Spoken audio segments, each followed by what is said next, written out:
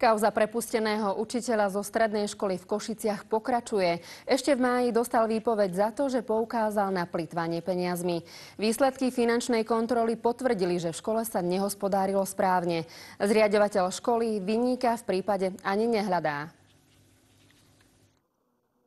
Oto Žarnaj bol učiteľom na obchodnej akadémii a predsedom rady školy. Po zistení, že škola mesačne platí paušálne výdavky za právnické služby vo výške 550 €, žiadal vysvetlenie od riaditeľa. To bolo podľa neho nedostatočné, tak poslal podnet kontrolórovi mesta, aby situáciu preveril. Riaditeľ školy na konci mája po maturitných skúškach si ma nechal predvolať a bez akéhokoľvek predchádzajúceho upozornenia mi oznámil, že končí so mnou pracovný pomer. Obsahom tejto výpovede bolo to, že som nadbytočným pracovníkom. Výsledky kontroly hospodárenia v škole ukázali aj zriaďovateľovi obchodnej akadémie Košickému samosprávnemu kraju nedostatky. Pochybenie bolo zistené pri použití verejných prostriedkov na právne služby za to kontrolované obdobie.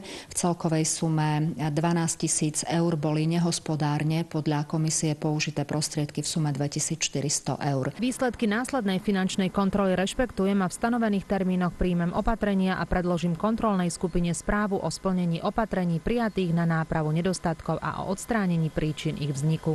Samosprávny kraj nebude v tomto prípade vyvodzovať zodpovednosť za stratu skoro 2 500 €. Jediné opatrenie je, že škola už nebude si platiť externé právne služby, ale bude využívať služby právnika, ktorý bude na úrade Košického samosprávneho kraja. Po najbližšom zastupiteľstve kraja sa správa o kontrole na obchodnej akadémii dostane aj na ministerstvo školstva. Andrej Horváth a Zdeno Zubák, RTVS.